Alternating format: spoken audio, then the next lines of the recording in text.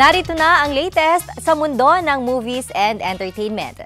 Darren Espanto, hindi akalaing mailalabas dito sa Pilipinas ang kanya naging unang album noon sa Canada.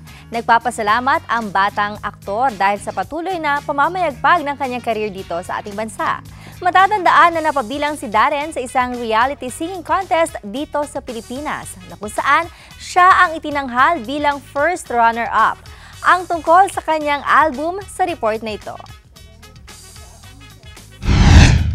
Isa na namang bagong album mula sa teen heartthrob na si Darren Espanto ang inirelease ng Ivory Music and Video bago matapos ang taong ito. Ang album niya ay pinangalan ng The Early Years. Ang mga awiting nakapaloob sa album ay ang mga kantang kanyang nai-record noong nasa Canada pa siya. Muli itong inirelease ng Ivory dahil na rin sa demand ng maraming tao at mga supporters ni Darren.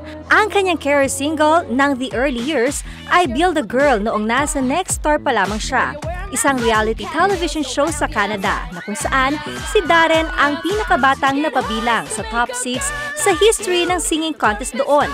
Sa edad na 10 taon, nakapag-record at nakapag-release na ng album si Darren noon sa Canada.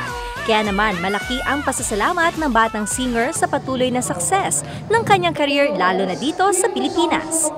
Unang-una, maraming salamat po sa lahat po ng mga sumusuporta po sa akin ngayon. Maraming salamat po at sana hindi po kayo magsawa sa pagsuporta po sa akin. I will always treasure your kindness, your care, and your love for me. Thank you po. Thank you po. Naka-out na ang The Early Years album ni Darren sa lahat ng record bars outlet dito sa Pilipinas.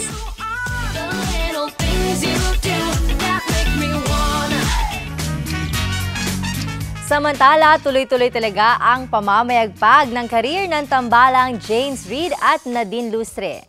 Muli na naman, pakikiligin tayo sa kanilang bagong awitin na You and Me Forever. Bukod sa dami ng kanilang schedules at super busy dahil sa kabi-kabila ang kanilang endorsement at activities, sisimulan na ang kanilang panibagong teleserye. Mapapakinggan na rin sa maraming radio stations nationwide ang kanilang bagong awitin na You and Me Forever at nakatakdang isama sa kanilang pangalawang album together. You give me a wonderful feeling, pag ika'y aking kapiling, di ka maalis sa aking isip, mula nang makita ko ang iyong ngiting katamis, at para bang ako'y nananaginip, pag nariyan ka sa aking tabi, di ko na matiis. Abangan ang ilan pang update sa mundo ng entertainment maya-maya lamang.